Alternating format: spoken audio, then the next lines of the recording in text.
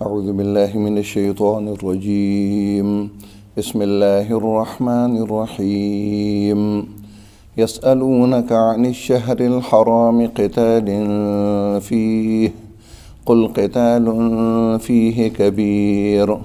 وصد عن سبیل اللہ وکفر بہ والمسجد الحرام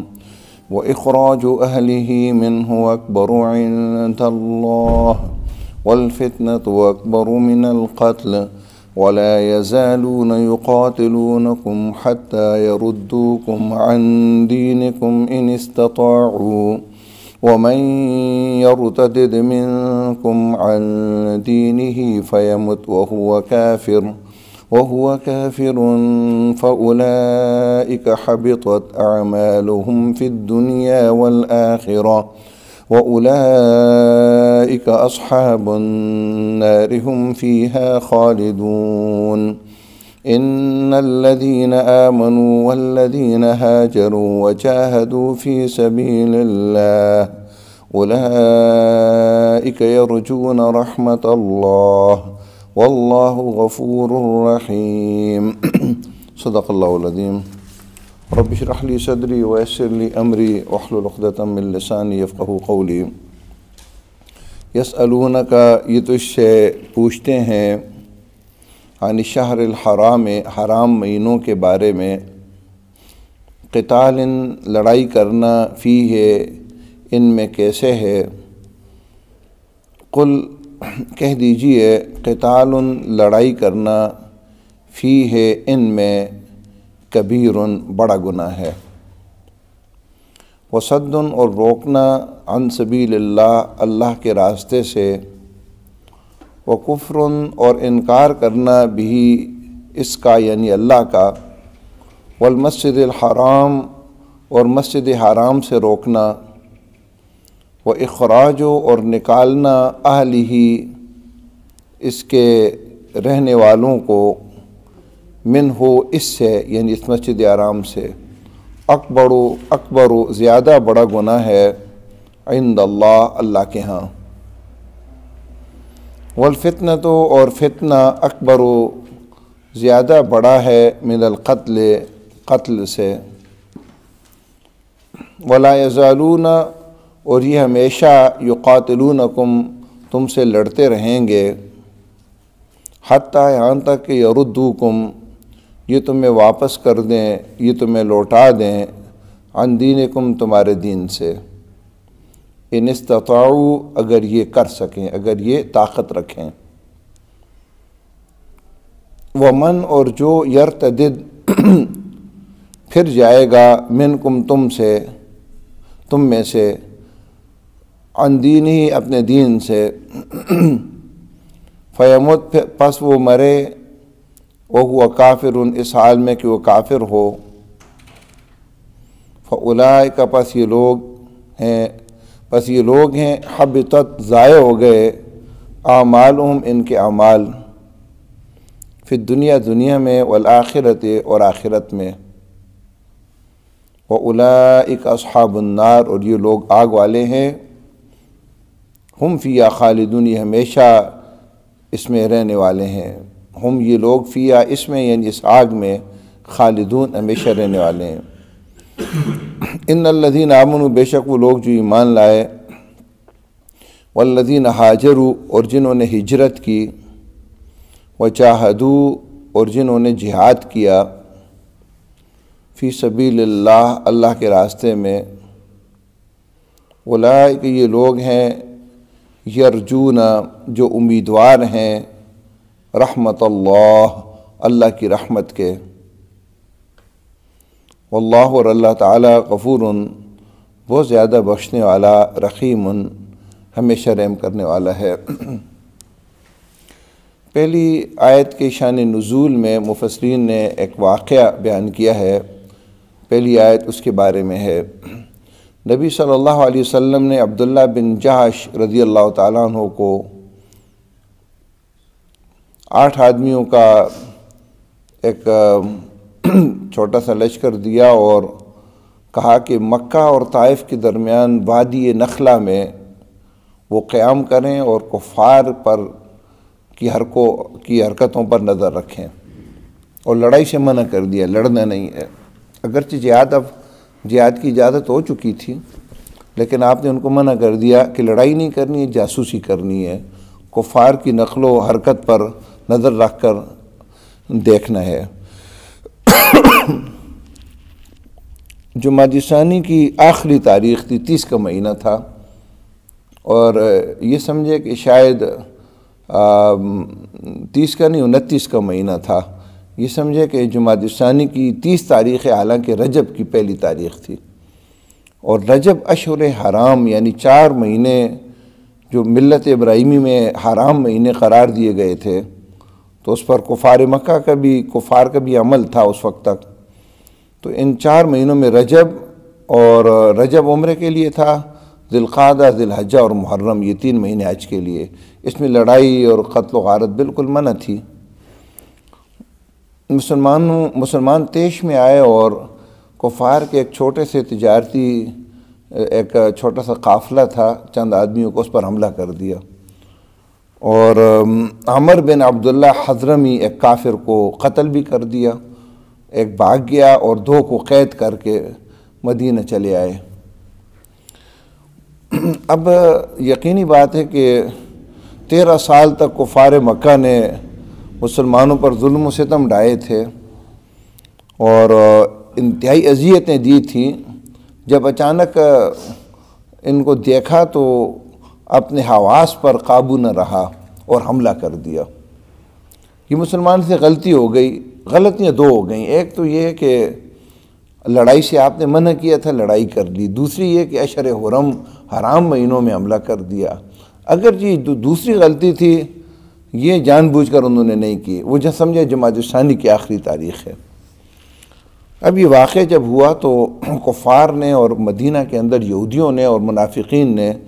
مسلمانوں کے خلاف بہت بڑا پروپیگنڈا کر لیا، اور کہا کہ دیکھو یہ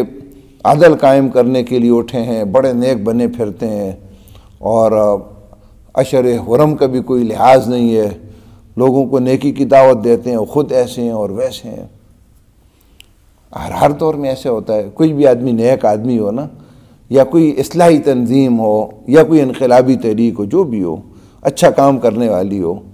اس سے ذرا سی غلطی بھی ہو جائے تو لوگ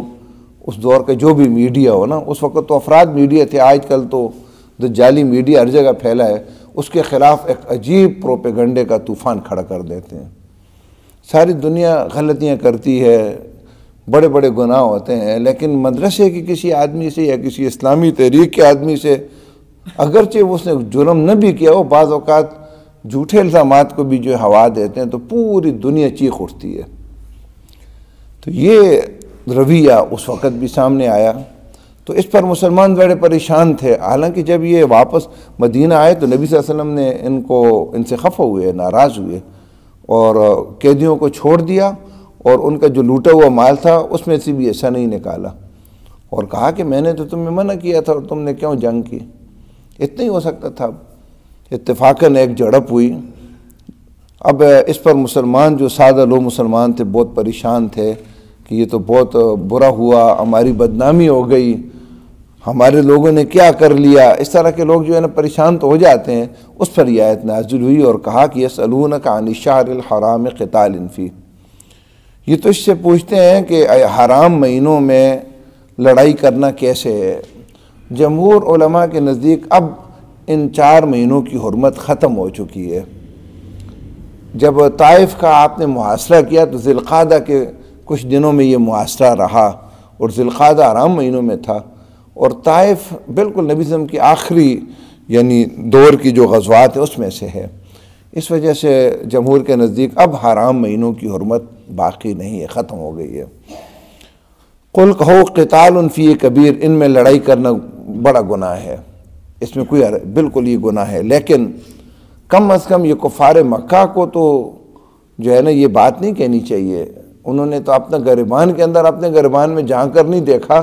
کہ مسلمانوں سے ایک غلطی ہوئی، وہ بھی اچانک ہوئی، اور اپنے کردار کو انہوں نے نہیں دیکھا اور 5 جرائم ان کے ذکر کیے کہ ان کو چاہیے کہ یہ جو 5 جرائم یہ کر رہے ہیں، یہ تو اس قتل سے بھی زیادہ بڑا گناہ ہے۔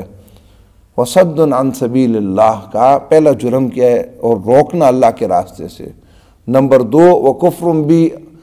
اللہ کا انکار کرنا۔ نمبر 3 والمسجد الحرام، مسجد حرام سے روکنا۔ یعنی 2000 سال میں کبھی ایسے نہیں ہوا اس وقت تک کہ کسی کو مسجد حرام سے روکا گیا اور مسلمانوں کو مسجد حرام سے روکا گیا،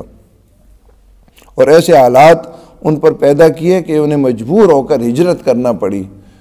وَإِخْرَاجُ أَهْلِهِ مِنْهُ، اور نکالنا اس کے رہنے والوں کو، مسجد حرام کے رہنے والوں کو یعنی اہل ایمان کو، منہ اس سے۔ تو کوئی یہ کہہ سکتا ہے کہ مسلمانوں نے خود ہجرت کی؟ دیکھیں، نکالنے کی ایک صورت یہ زبردستی نکالا جائے، ایک یہ کہ حالات آپ ایسے پیدا کر لیں کہ وہاں سے مسلمان جو ہے وہ خود ہی نکلنا شروع کر دیں۔ مکہ کے اندر حالات ہی ایسے تھے، انتہائی ظلم و ستم کی چکی پس رہی تھی، تو نبی صلی اللہ علیہ وسلم نے مسلمانوں کو پہلے حبشہ کی طرف اور پھر مدینہ کی طرف ہجرت کی اجازت دے دی، بلکہ مدینہ کی طرف تو حکم دے دیا۔ تو کہا کہ یہ منہ اکبر عند اللہ، زیادہ بڑا ہے اللہ تعالیٰ کے نزدیک۔ والفتنہ، تو اور فتنہ اکبر من القتل، قتل سے زیادہ بڑا ہے۔ فتنہ سے کیا مراد ہے؟ فتنہ سے مراد ایسی کیفیت کو قرآن فتنہ کہتا ہے کہ جس میں ایک بندہ مومن کے لیے اسلام کے تقاضوں کو پورا کرتے ہوئے زندگی گزارنا مشکل ہو جائے۔ وہ اسلام کے تقاضوں کے مطابق زندگی گزارنا چاہتا ہے اور وہ زندگی وہاں گزارنا مشکل ہو جائے، باطل کا غلبہ ہو، وہ سود سے بچنا چاہتا ہے، نہیں بچ سکتا، وہ آنکھوں کی بدکاری سے بچنا چاہتا ہے، نہیں بچ سکتا، وہ حرام رزق تلاش کرنا چاہتا ہے، نہیں ملتا حرام، ہر چیز میں ملاوٹ ہے حرام کی، حلال اس کو نہیں مل رہا۔ اگر ایسے بھی ہو سکتا ہے وہ نماز پڑھنا چاہے تو نماز بھی اس کو سامنے کوئی پڑھنے نہیں دیتا، دین کے دوسرے تقاضوں پر عمل کرنا اس کے لیے مشکل ہو جائے، اس کو فتنہ کہتے ہیں۔ اور فرمایا یہ حالت کہ زمین اللہ کی زمین ہے اور اس پر ایک آدمی اللہ کی عبادت کرنا چاہتا ہے، یعنی اللہ کی مرضی کے مطابق زندگی گزارنا چاہتا ہے اور اس کو نہیں چھوڑا جا رہا، یہ فتنے کی حالت قتل سے بھی زیادہ بڑی ہے۔ اسی وجہ سے تو قرآن نے قتال کا حکم دیا، وَقَاتِلُهُمْ حَتَّىٰ لَا تَكُونَ فِتْنَةٌ وَيَكُونَ الدِّينُ كُلُّهُ لِلَّهِ، کہ ان کفار کے ساتھ لڑو یہاں تک کہ فتنہ ختم ہو جائے اور دین مکمل پورے کا پورا اللہ کے لیے ہو جائے۔ نظام زندگی گزارنے کے طور طریقے اللہ تعالیٰ کی مرضی کے مطابق ہو جائیں، ایک آدمی کو اللہ کی مرضی کے مطابق زندگی گزارنے میں کوئی مشکلات نہ ہوں، اس وقت تک یعنی کفار کے ساتھ تم لڑائی کرو۔ کفار کے ساتھ لڑائی اس لیے تو نہیں ہوتی ان کو زبردستی مسلمان کیا جائے، وہ تو ان کی اپنی مرضی مسلمان ہوتے ہوں یا نہ ہوں، لیکن یہ فتنے کی کیفیت تو دور ہو۔ ایک آدمی کافر رہنا چاہتا ہو تو اپنی مرضی کے مطابق کافر رہے، مجبور نہ ہو، اور ایک مسلمان رہنا چاہتا ہو تو اپنی مرضی کے مطابق مسلمان رہے، تاکہ اس کمرے امتحان کے اندر مکمل طلبہ کو آزادی ہو اور امتحان صحیح کیفیت کے ساتھ ہو۔ جب آزادی نہیں ہوگی تو پھر تو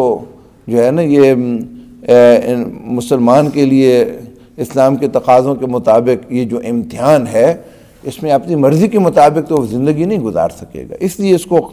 ختم کرنے کے لیے قتال کو حکم دیا اور کہا کہ قتل کرنا، قتل سے یہ زیادہ بڑے گناہ ہیں اور یہ سارے کر رہے ہیں۔ یہ وَلَا يَزَالُونَ يُقَاتِلُونَكُمْ حَتَّىٰ يَرُدُّوكُمْ عَنْ دِينِكُمْ إِنِ اسْتَطَاعُوا، یہ معاملہ فرمایا کسی ایک جھڑپ کا یہ نہیں ہے اور اس پر یہ پروپیگنڈے کا طوفان انہوں نے اٹھا لیا۔ فرمایا یہ ہمیشہ تمہارے ساتھ لڑائی کرتے رہیں گے یہاں تک کہ تمہیں تمہارے دین سے لوٹا دیں، یعنی کفر کی طرف، اگر یہ کر سکیں۔ اصل ان کی جنگ اس وقت تک جاری رہے گی جب تک مکمل طور پر اپنے رنگ میں تمہیں یہ رنگ نہیں دیتے۔ آج کل کے حالات پر بھی آپ اگر نظر ڈالیں تو اکا دکا واقعات کو بنیاد بنا کر جو اہل ایمان کے خلاف جو کچھ کیا جاتا ہے تو اس کا وجہ وہ کوئی واقعہ نہیں ہوا کرتا، اصل اسلام دشمنی ہوتی ہے، اس کو رنگ دوسرا دے دیا جاتا ہے، کبھی دہشت گردی کا نام دے دیا جائے گا، کبھی کوئی اور نام دیا جائے گا۔ فرمایا اصل ان کی لڑائی اس وقت ختم ہوگی کہ تم بھی مکمل طور پر ان کی طرح ہو جاؤ، ہاں اس طرح ہو جاؤ تو پھر یہ ختم ہو جائے گی۔ اس لیے ان سے یہ توقع نہ کرو کہ تمہارے ساتھ ان کی کوئی مصالحت ہو جائے گی۔ وَمَن يَرْتَدِدْ مِنْكُمْ عَنْ دِينِهِ فَيَمُتْ وَهُوَ كَافِرٌ، اور جو پھر جائے گا تم میں سے اپنے دین سے، پھر وہ اسی حالت میں مر جائے کہ کافر ہو۔ مرنے کی بات اس لیے کی کہ ایک آدمی دین سے پھر بھی گیا، دین کو چھوڑ دیا، اس نے کوئی دوسرا دین اختیار کر لیا، لیکن مرنے سے پہلے پھر دوبارہ دین اسلام قبول کر لیا تو دین اس کی اجازت تو دیتا ہے۔ لیکن ایک آدمی دین اسلام سے پھر گیا اور پھر اس کی موت بھی واقع ہو گئی،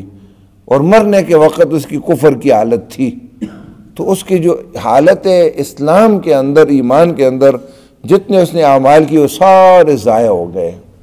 اس نے نمازیں پڑھیں، اس نے جہاد کیے، اس نے صدقات دیے، رمضان کے روزے رکھے۔ مثلا ایک آدمی 60 سال تک مسلمان رہا، اللہ نہ کرے کہ اس نے دین کو چھوڑ دیا اور اسی دوسرے دین پر اس کی موت آ گئی، تو 60 سال کی جملہ عبادات ساری ضائع ہو گئیں، اس کا کوئی عمل قبول نہیں ہوگا۔ اولئک اصحاب النار، یہ آگ والے ہیں اور اس میں ہمیشہ رہنے والے ہیں۔ ان الذین آمنوا، بے شک وہ لوگ جو ایمان لائے، والذین ہاجروا، اور جنہوں نے ہجرت کی، وجاہدوا، اور جنہوں نے جہاد کی اللہ کے راستے میں، اولئک یرجون رحمت اللہ، یہ امیدوار ہیں اللہ کی رحمت کے۔ یہاں اللہ رب العزت نے بالکل یہ بات واضح کر دی کہ دنیا و آخرت میں اللہ کی رحمت کے امیدوار وہ لوگ ہوں گے جو 3 کام کریں گے، اور تینوں لازمی ہیں۔ پہلا کام کیا؟ ایمان لائے۔ ایمان کی جو ہے نا، پہلے آپ نے کچھ تفصیلات سنی بھی، آئندہ بھی سنیں گے۔ میں یہاں صرف اس بات کی طرف توجہ دلاتا ہوں کہ ایک ایمان ہوتا ہے جس کو فقہی ایمان کہتے ہیں، اور ایک ایمان وہ ہوتا ہے جس کو حقیقی ایمان کہتے ہیں۔ فقہ کے لحاظ سے ایک آدمی اگر زبان سے اللہ تعالیٰ کی توحید، نبی صلی اللہ علیہ وسلم کی رسالت اور ختم نبوت اور آخرت کو ان تمام تفصیلات کے ساتھ جو نبی صلی اللہ علیہ وسلم قرآن و سنت نے بیان کی مان لے اگر، اور باقی عقائد اسی کی اجزاء ہیں، اور اس کا اقرار کر لے کہ میں یہ چیزیں مانتا ہوں، تو اس کو فقہی لحاظ سے ہم مومن کہیں گے، وہ ایمان لے آیا۔ لیکن حقیقی ایمان کچھ اور چیز ہے، اور قرآن نے جا بجا اس کی علامات بیان کی، اور بہت ساری علامات آپ نے پڑھ بھی لی ہیں۔ یہ ایمان محض زبان کے اقرار نہیں ہوتا، دل کی اس میں گہرائیوں سے یہ اقرار نکلتا ہے، اور انسان کے قلب و نظر کو تبدیل کر لیتا ہے۔ ایک تبدیلی صرف میں آپ کے سامنے لاتا ہوں، کیسے تبدیل کر لیتا ہے۔ فرعون کے دربار میں، فرعون نے جب موسیٰ علیہ السلام سے مقابلہ کیا نا، تو اس کے دربار میں ہزاروں جادوگر آئے موسیٰ علیہ السلام کے مقابلے کے لیے، خود فرعون نے بلائے تھے کہ موسیٰ علیہ السلام بھی اپنی لاٹھی پھینکیں گے سانپ بنے گا، یہ بھی لاٹھیاں پھینکیں گے سانپ بنیں گے، تو لوگوں کے ذہن سے یہ نکل جائے کہ موسیٰ اللہ کا نبی ہے۔ تو جادوگر جب آئے تو جس طرح جادوگر ہوتے ہیں اسی طرح کے وہ تھے۔ فرعون کے پاس گئے اور وہ کہا کہ اگر ہم جیت گئے تو کچھ ملے گا بھی یا نہیں؟ تو فرعون نے انہیں تسلی دی کہ اگر تم جیت گئے موسیٰ سے تو تم میرے مقرب بندوں میں سے ہو جاؤ گے، یعنی ملنا تو وہ تو اپنا ہے نا، وہ تو بہت کچھ ملے گا، خاص لوگوں میں سے ہو جاؤ گے۔ اور ایک آدمی، دنیا پرست آدمی کسی حکمران کا خاص بن جائے تو پھر کس چیز کی کمی رہ جاتی ہے۔ جادوگر بڑے خوش ہوئے، ایک دوسرے کو مبارکباد دی۔ اچھا، اگلے لمحے جب میدان کے اندر آئے اور موسیٰ علیہ السلام کے پاس آئے اور کہا کہ تم اپنی لاٹھی پہلے پھینکتے ہو یا ہم پھینکیں؟ تو موسیٰ علیہ السلام نے کہا تم ہی پھینکو۔ اب اندازہ کریں کہ ہزاروں رسیاں اور ہزاروں لاٹھیاں جب انہوں نے پھینکیں اور جو کچھ پڑھنا تھا منتر وغیرہ پڑھا، تو اگلے ہی لمحے تمام آس پاس جو لاکھوں انسان آئے ہوئے تھے ان کو رینگتے ہوئے سانپ نظر آئے، اور خود موسیٰ علیہ السلام کو بھی وہ ہزاروں سانپ نظر آئے جو رینگ کر اس کی طرف آ رہے تھے۔ اور لوگ تو ڈرے ہی تھے۔ خود موسیٰ علیہ السلام کے بارے میں آیا کہ اس کے دل میں بھی خوف کی ایک کیفیت پیدا ہوئی، تو جبریل امین آئے اور حوصلہ دیا اور کہا کہ ڈرو نہیں، تم ہی جیتو گے، اور اپنا عصا پھینکو۔ موسیٰ علیہ السلام نے جو ہی اپنی عصا پھینکا تو اس کے نتیجے میں ایک بڑا اجتہاب بنا، اور وہ سانپوں کو نگلنے لگا، جہاں سے گزرتا تھا سارے سانپ نگل کر غائب ہو رہے تھے۔ اب جادوگر تو اپنے فن کے ماہر تھے نا، جب انہوں نے یہ منظر دیکھا تو انہیں پورا یقین آ گیا کہ یہ جادو نہیں، یہ تو حقیقی سانپ بن گیا ہے۔ فَأُلْقِيَ السَّحَرَةُ سَاجِدِينَ قَالُوا آمَنَّا بِرَبِّ الْعَالَمِينَ رَبِّ موسیٰ وہارون۔ اسی وقت سارے جادوگر سجدے میں گر گئے، اور سجدے سے اٹھنے کے بعد کہا کہ ہم تو رب العالمین پر ایمان لاتے ہیں، وہ رب جو موسیٰ اور ہارون کا رب ہے۔ واضح کیا ایمان کو۔ فرعون نے ان کو بلایا اور کہا کہ تم نے ایک سازش کی ہے، تم اس کے ساتھ مل کر جو ہے نا، یہ تم نے سازش کی ہے، اس کے ساتھ مل گئے، اور اگر تم باز نہ آئے اور اپنی آبائی دین کی طرف واپس نہ آئے اور غلطی تسلیم نہ کی تو سخت ترین سزا دوں گا۔ اس دور میں سخت ترین سزا کیا تھی؟ سخت ترین سزا یہ تھی کہ ایک طرف کا ہاتھ کاٹ لیا جاتا تھا اور دوسری طرف کی ٹانگ کاٹ لی جاتی تھی، پاؤں، اور پھر صلیب کسی شاطیر کو کھڑا کرتے تھے یا کسی کھجور کے پرانا جو درخت ہوتا تھا اس کے ساتھ آدمی کو جو ہے نا میخوں کے ساتھ اس کو ٹھونک لیتے تھے اور اسی طرح چھوڑ دیتے تھے۔ تو فرعون نے یہ سخت ترین سزا سزائی۔ تو انہوں نے کہا فقض ما انت قاض، کر جو تیری مرضی ہے، اور کہا کہ لا ضیر، ہمیں اس کی کوئی پرواہ نہیں، جو تیری مرضی ہو کر، ہم اللہ کے پاس چلے جائیں گے۔ اب ذرا اندازہ کریں کہ میں جو آپ کو بات سمجھانا چاہتا ہوں نا، ہم بھی اپنی کیفیات کا ذرا جائزہ لیں۔ وہ جادوگر جو پیسے کی لالچ میں آئے، فرعون کے پاس گئے اور جھکتے ہوئے گئے، اور جب اس نے خوشخبری دی تو بڑے خوش ہوئے۔ اب جب ایمان لے آئے تو سارے قلب و نظر تبدیل ہو گئے، اب ترجیحات بدل گئیں۔ سب سے قیمتی متاع انسان کی زندگی ہوتی ہے، اس کے بارے میں کہتے ہیں لا ضیر، کوئی پرواہ نہیں ہے، جو تیری مرضی ہے کر، ہم تجھ کو ترجیح نہیں دے سکتے حق پر، ایمان پر۔ ابھی تک انہوں نے کوئی تفصیلات نہیں معلوم کی تھی ایمان کیا ہوتا ہے، کیا ہے، لیکن اندر جس طرح بجلی کا کرنٹ جاتا ہے نا، ایمان بھی ایسی ایک کیفیت کا نام ہے، حقیقی ایمان، اور وہ اندر گیا، سب کچھ تبدیل کر گیا۔ ہر چیز ان کی جو ہے نا، جو پہلی اہم تھی وہ غیر اہم ہو گئی، جو پہلے غیر اہم چیز تھی وہ اہم ہو گئی، ہر چیز تلپٹ ہو گئی۔ یہ حقیقی ایمان ہے۔ کبھی کبھی اس کی کیفیات جو ہے نا، اس کی ہمیں بھی جو ہے نا اس کیفیات کو کبھی خود معلوم کرنا چاہیے۔ ایک بات ذہن میں رہے، کوئی مفتی آپ کو نہیں بتا سکتا، بڑے سے بڑا مفتی بھی، کہ آپ کے اندر حقیقی ایمان کتنا ہے۔ اس کے لیے تھرمامیٹر اور پیمانہ اگر ہے تو آپ کا اپنا قلب ہے، دل ہے۔ بعض مواقع پر یہ حقیقی ایمان اپنی کیفیت بتاتا ہے۔ مثلا کبھی ایسا ہو کہ کبھی اللہ کی یاد میں، آخرت کی فکر میں، اگر واقعتاً آپ کی آنکھوں سے اگرچہ آنسو کی ایک بوند ہی کیوں نہ ہو، اگر آنکھوں سے ذرا سا نیچے بھی آ جائے تو اس بات کی علامت ہے کہ آپ کے اندر حقیقی ایمان ہے۔ نبی صلی اللہ علیہ وسلم سے ایک صحابی نے پوچھا، یا رسول اللہ مجھے کیسے پتا ہو کہ میرے اندر ایمان ہے، حقیقی ایمان یعنی؟ فرمایا جب تو نیکی کا کام کرے اور تجھے خوشی حاصل ہو، اور جب تجھ سے کوئی گناہ ہو جائے تو تیرا دل خفا ہو، تو بس یہی ایمان ہے، مطمئن ہو جائے میرے اندر ایمان ہے۔ گناہ تو سب سے ہوتا ہے نا، معصوم عن الخطا تو انبیاء ہوتے ہیں۔ آپ اگر درس میں بیٹھ کر اٹھتے ہوئے ایک طمانیت محسوس کرتے ہیں، اور کسی گناہ کی مجلس میں آپ چلے گئے، کوئی فلم دیکھ لی، گانا سن لیا، اس کے بعد آپ کا دل کچھ بجھا سا ہے، آپ کچھ شرمندہ سے ہیں اور سوچ رہے ہیں کہ یہ کام نہیں کرنا چاہیے، تو اس کا مطلب آپ کے اندر ایمان ہے، آپ اس کی حفاظت کریں۔ یہ بات ذہن میں رہے، مسلسل گناہوں کی وجہ سے یہ ایمان کا چراغ آخر کار بجھ جاتا ہے۔ پھر آپ اس کو اگر روحانیت کا، قرآن کی تلاوت کا، ذکر کا، عبادات کا تیل نہیں ڈالیں گے نا، تو یہ چراغ تو بجھ جائے گا۔ لیکن اگر آپ کے اندر یہ کیفیت ہے کہ نیکی، آپ نے کسی غریب کو پیسے دیے اور آپ کو عجیب و غریب سرور ملا، آپ نے کسی کے ساتھ، آپ کو کسی نے برا بلا کہا اور آپ نے محض اللہ کے لیے صبر کر لیا، آپ کے سامنے اگر کسی نوجوان کے سامنے بے پردہ کوئی عورت نظر اس کے سامنے سے آئی یا کوئی تصویر آئی اور اس نے آنکھیں جھکا لیں اور گزر گیا، اگرچہ دل تو چاہتا تھا کہ نظر ڈالوں، اس کی نفس امارہ تو ہر آدمی کے پاس ہے نا۔ اس کے بعد جب اس نے نماز پڑھی تو نماز کے اندر کچھ کیفیت بدل گئی تھی۔ آپ نے یہ علامت بیان کی ہے کہ ایک آدمی صرف اپنی نظر کی حفاظت اللہ کی رضا کے لیے کر لے تو اس کی عبادات کے اندر اللہ تعالیٰ لطف پیدا کر لیتا ہے۔ بس یہ علامات ہیں جو نبی صلی اللہ علیہ وسلم نے اور قرآن نے بیان کی ہیں۔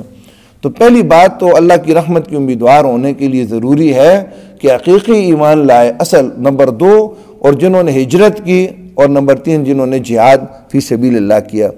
ہجرت کہتے ہیں ایک علاقے کو ایک آدمی اس لیے چھوڑ دے کہ وہاں دین اسلام کے مطابق زندگی گزارنا ممکن نہ ہو یا مشکل ترین ہو، اور دوسرے علاقے میں دین اسلام کے مطابق زندگی گزارنا آسان ہو۔ اگر اللہ تعالیٰ کی زمین پر کوئی بھی اسلامی ریاست جس کا مکمل قانون قرآن و سنت کو وجود میں آ جائے اور اس کے وسائل بھی اتنے ہوں کہ پوری دنیا کے مسلمانوں کو یہ کہہ دے کہ ہمارے پاس تم آؤ، یا کم از کم نہ کہے لیکن منع بھی نہ کرے، اس کی طرف سے ویزا جاری ہو مسلمانوں کو، تو دنیا کے تمام مسلمانوں پر ہجرت کرنا فرض ہو جائے گا۔ اپنے کاروبار چھوڑیں، اپنے گھر بار چھوڑیں، سب کچھ چھوڑیں اور اس ریاست میں جائیں۔ اللہ تعالیٰ پرندوں کو بھی رزق دیتے ہیں، ان کو بھی دے گا۔ جس طرح مسلمانوں نے مکہ کے تمام جائیدادیں سب کچھ چھوڑ کر تن تنہا مدینہ کی طرف آ گئے، لیکن اس کے لیے ضروری ہے کہ اسلامی ریاست کے اتنے وسائل ہوں کہ لوگوں کی جو ہے نا وہ سہار سکے۔ اگر اسلامی ریاست موجود ہو لیکن وہ پابندی لگا دے، وہ اس کی طاقت نہ رکھے کہ لوگ اس کے اندر آئیں، اس کی استطاعت نہ ہو، تو پھر ہجرت فرض نہیں ہوگی۔ یہ بات ذہن میں رہے۔ اس وقت تو کوئی ایسی اسلامی ریاست موجود ہی نہیں ہے۔ ہجرت کا جو اللہ تعالیٰ کی زمین، تو ایسے تو ساری زمین اللہ کی ہے، یہ لوگوں نے جو حد بندیاں کی ہیں نا، ایک ملک کا آدمی دوسرے ملک میں نہیں جاتا، یہ جھوٹے ہم بندیاں ہیں۔ قل سیروا فی الارض، فرمائے زمین میں چلو پھرو۔ اس خطہ زمین پر آنکھ کھولنے والے ہر آدمی کا حق بنتا ہے کہ زمین کے چپے چپے پر وہ شرعی طور پر جا سکتا ہے،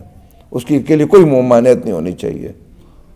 لیکن یہ جو ملکوں کی حدبندیاں ہو گئی اور ویزا ہے اور پاسپورٹ ہے، اب انسانوں کے بنائی ہوئے قوانین ہیں۔ اگر پوری دنیا اسلامی ریاست بن گئی، کبھی تو بنے گی نا انشاءاللہ، پھر جس کی مرضی ہو جہاں جائے، پھر اس کے لیے پابندی کوئی بھی نہیں ہوگی کہ چین کا والا امریکہ نہیں جا سکتا اور امریکہ والا جو ہے نا انگلینڈ نہیں، کسی دوسرے ملک میں نہیں جا سکتا۔ تو کہنا اس کے لیے جو اللہ کا قانون ہے نا، زمین تو جہاں بھی اللہ کی زمین ہے، بندے کا حق بنتا ہے زندگی گزارنے کا، لیکن وہ زندگی اس علاقے میں گزارے جہاں دین اسلام کے مطابق زندگی گزارنا اس کے لیے آسان ہو۔ یہ ایک ان ارضی واسعۃ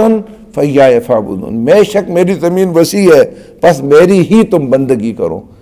اس لیے کہ بندگی اللہ تعالیٰ کی کرنا انسان کی، چونکہ زندگی کا مقصد ہے نا، اس مقصد زندگی اللہ کی بندگی جہاں آسان ہوگی، رہائش انسان کو وہاں اختیار کرنی چاہیے۔ یہ اللہ تعالیٰ اور اس کے رسول نے ہمیں رہنمائی کی ہے۔ لیکن ہمارے ہاں صورتحال کیا ہے؟ ہمارے ہاں صورتحال یہ ہے کہ ہم ہجرت وہاں کرتے ہیں جہاں وسائل زندگی زیادہ ہوتے ہیں، جہاں پیسہ زیادہ ہو۔ یہ الگ بات ہے، ایک آدمی مجبور ہے اور اپنی مجبوری کی حالت میں اپنے جگہ کو جہاں وہ بنسبت جہاں جا رہا ہے اس سے زیادہ دین کے مطابق زندگی گزار سکتا ہے، اس لیے چھوڑتا ہے کہ رزق کی تنگی ہے، تو ٹھیک ہے، اپنی رزق کو وسعت دینے کے لیے کچھ عرصے کے لیے وہ چلا جائے۔ لیکن مکمل طور پر ایک علاقے کو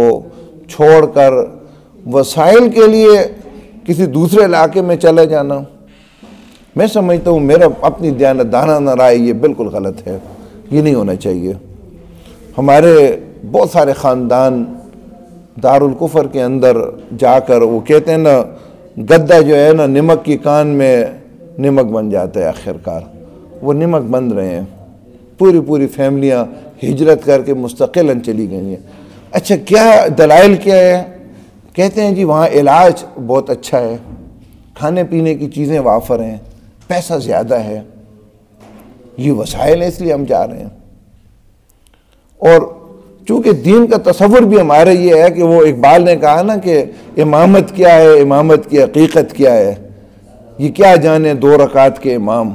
ہمارے سامنے دین کا تصور تو یہ ہے کہ سجدہ کرنے کی جہاں اگر ہمیں اجازت ہے نماز پڑھنے کی، تو ہم کہتے ہیں بڑی دینداری ہے جی،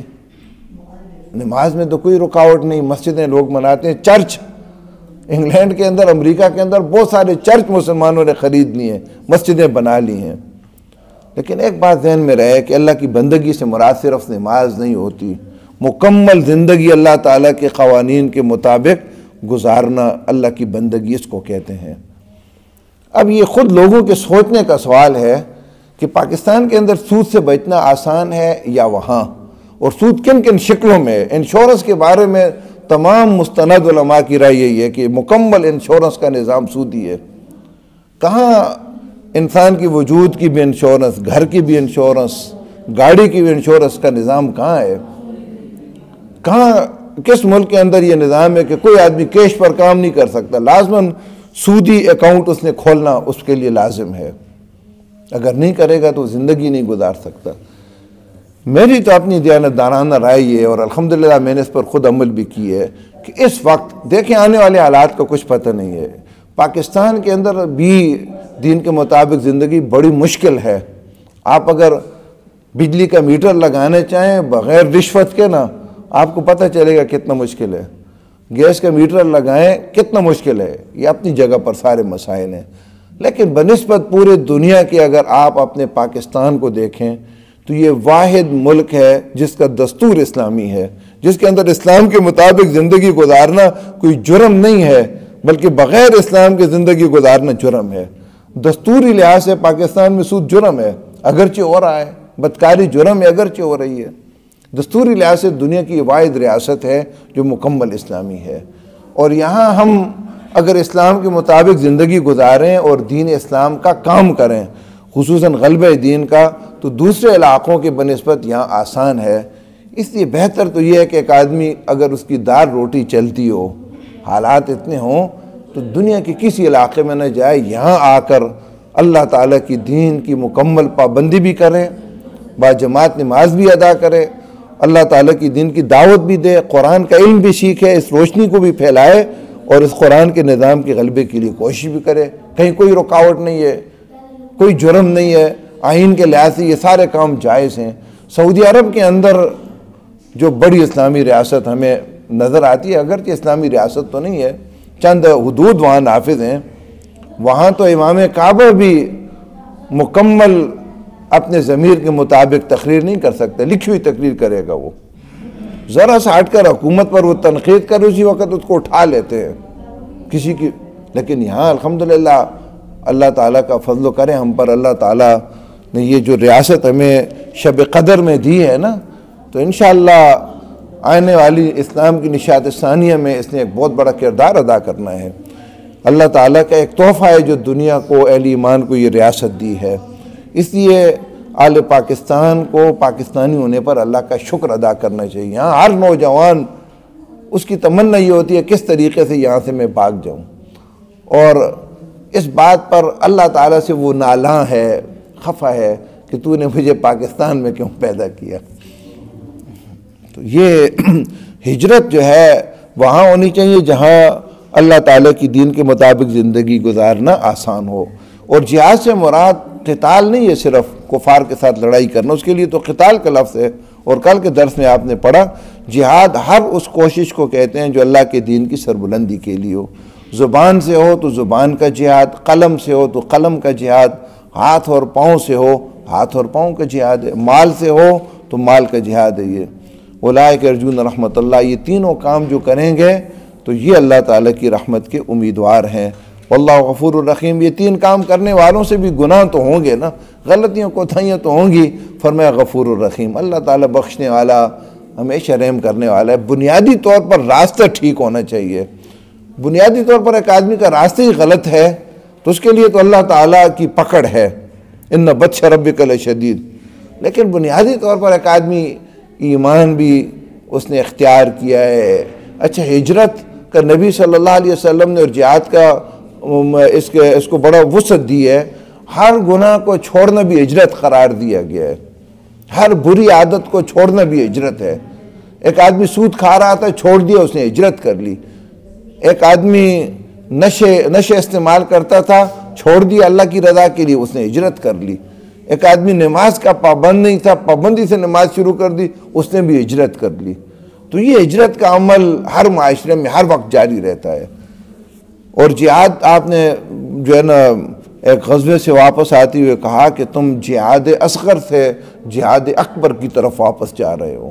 یعنی کفار کے ساتھ جو قتال تھا نا، لڑائی، یہ جہاد اصغر چھوٹا جہاد تھا۔ صحابہ نے پوچھا بڑا جہاد کیا ہے؟ فرمایا نفس کے ساتھ جہاد، یہ نفس ہمارا کے ساتھ جو جہاد ہے نا، یہ بڑا جہاد ہے، کیونکہ یہ کشمکش ہے نا، ہر وقت کسی نہ کسی گناہ کا یہ حکم دیتا ہے اور آدمی اس کے ساتھ جنگ کر کے، یعنی نفس کہتے ہیں آنکھ اٹھا اور آدمی زبردستی آنکھ نیچے کرتا ہے، یہ جہاد ہے۔ تو نماز کا وقت ہوتا ہے، سردی ہے، یہ نفس سستی پیدا کرتا ہے، آدمی زبردستی جب مسجد کی طرف آتے ہیں تو یہ جہاد ہے، ہر وقت کا جہاد ہے۔ کسی نے غصے سے بات کر لی، اچھا وہ آدمی بھی کمزور ہے، دل چاہتا ہے اس کو پکڑ لوں، دو چار گالیاں دے دوں، محض اللہ کی رضا کے لیے آدمی اپنے آپ پر قابو پا لیتا ہے، تو قابو پانا جہاد ہے یہ۔ اس لیے آپ نے فرمایا کہ پہلوان وہ نہیں ہے جو کشتی کے اندر کسی کو پچھاڑ دے، پہلوان تو یہ ہے کہ غصے کے وقت اپنے آپ کو قابو میں رکھے۔ تو یہ نفس کا جہاد بہرحال 24 گھنٹوں کا جہاد ہے یہ، اور جہاد اکبر ہے، اور ہر وقت ہر آدمی کو یہ درپیش ہے۔ تو یہ جو جہاد کرے گا تو فرمایا یہ اللہ کی رحمت کے امیدوار ہیں۔ یسألونک کا یہ تو اسے سوال کرتے ہیں عن الشہر الحرام، حرام مہینوں کے بارے میں، قتال فی لڑائی کرنا کیسے ان میں، قل کہہ دیجئے قتال لڑائی کرنا فی ان میں کبیر بڑا گناہ ہے، وصد اور روکنا عن سبیل اللہ اللہ کے راستے سے، وکفر بھی اور اس کا انکار کرنا، والمسجد الحرام اور مسجد حرام سے روکنا، واخراج والی اور اس کے رہنے والوں کو نکالنا، منہ اس سے، اکبر و زیادہ بڑا گناہ ہے عند اللہ اللہ کے ہاں، یعنی حرام مہینوں میں لڑائی سے بھی یہ بڑا گناہ ہے جو کفار کر رہے ہیں۔ والفتنہ تو اور فتنہ یعنی شرک کا غلبہ، اکبر و زیادہ بڑا ہے گناہ ہے من القتل قتل سے، ولا یزالون اور یہ ہمیشہ یقاتلونکم تم سے لڑتے رہیں گے، حتیٰ یہاں تک یردوکم یہ تمہیں لوٹا دیں، عن دینکم تمہارے دین سے، یہ تمہیں پھیر دیں تمہارے دین سے، یعنی کفر کی طرف، ان استطاعوا اگر یہ طاقت رکھیں، ومن یرتدد اور جو کوئی پھر جائے گا منکم تم میں سے، عن دینی اپنے دین سے، فیمت پھر وہ مرا وہ کافر اس حال میں کہ وہ کافر تھا، فاولئک حبطت اعمالہم پس یہ لوگ ہیں ضائع ہو گئے ان کے اعمال فی الدنیا والآخرت، دنیا اور آخرت میں، واولئک اصحاب النار اور یہ لوگ آگ والے ہیں، ہم فیہا خالدون اس میں ہمیشہ رہنے والے ہیں۔ ان الذین آمنوا بے شک وہ لوگ جو ایمان لائے، والذین ہاجروا اور وہ جنہوں نے ہجرت کی، وجاہدوا اور جہاد کیا، فی سبیل اللہ اللہ کے راستے میں، اولئک یرجون رحمت اللہ یہ لوگ امیدوار ہیں اللہ کی رحمت کے، واللہ غفور الرحیم اور اللہ تعالیٰ بہت زیادہ بخشنے والا رحم کرنے والا ہے۔ کل سے جو ہے نا انشاءاللہ شاید ہم اگر 3 آیت پڑھ لیں تو آئلی قوانین شروع ہو رہے ہیں، آئلی قوانین، گھر کی زندگی کے بارے میں اسلام کا بہترین خاندانی نظام، اور ان آئلی قوانین کے نہ جاننے کی وجہ سے گھروں کے اندر مسائل ہیں، طلاق و نکاح کے بھی مسائل ہیں، بہت ساری جو ہے نا مقامات پر بہت ایسا ہوتا ہے طلاق ہو جاتی ہے پتہ ہی نہیں چلتا، اور جو حقوق ہیں خاوند اور بیوی اور اولاد اور والدین کے، ان کے بارے میں بھی ناواقف ہونے کی بنا پر مسائل ہیں۔ ایک آدمی الجھنوں کا شکار ہوتا ہے، اس کی شادی ہو جاتی ہے، وہ گھر میں عجیب و غریب اس کی کیفیت ہوتی ہے، ادھر سے والدین ناراض ہوتے ہیں، ادھر سے بیوی بھی راضی نہیں رہتی، وہ سمجھتے ہی نہیں کہ کس کے حقوق کیا ہیں، کس طرح ان کو میں راضی رکھوں۔ قرآن نے تمام حقوق کا تعین کیا ہے، ہر راستہ بتا دیا ہے، اس کے مطابق زندگی گزاریں تو انتہائی آسان زندگی ہے۔ اس لیے آپ بھی کوشش کریں کہ ان آئلی قوانین میں جو ہے نا ذرا باقاعدگی سے آئیں، یہ تقریباً 2-3 رکوع چلیں گے انشاءاللہ، اور باقی رہا کچھ اگر نوجوانوں کو آپ دعوت بھی دیں، آئیں سیکھیں گھر کی زندگی کیسے، یہ تو قرآن ہمیں بتاتا ہے نا، تو انشاءاللہ عمل کریں گے تو اس میں آسانی ہوگی، نہیں کریں گے اور تو پھر تو بہرحال مسائل تو ہیں۔ آمین الحمدللہ رب العالمین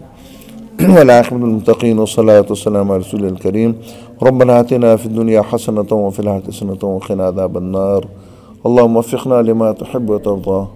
اللهم احسن عاقبتنا في الأمور كلها وأجرنا من خزي الدنيا عذاب الآخرة اللهم ثبتنا على الإسلام اللهم نور قلوبنا بنور الإيمان اللهم زين أخلاقنا بنور القرآن. اللهم أرنا الحق حقا وارزقنا اتباعه، وأرنا الباطل باطلا وارزقنا اجتنابه. وصلى الله تعالى على خير خلقه محمد وآله وصحبه.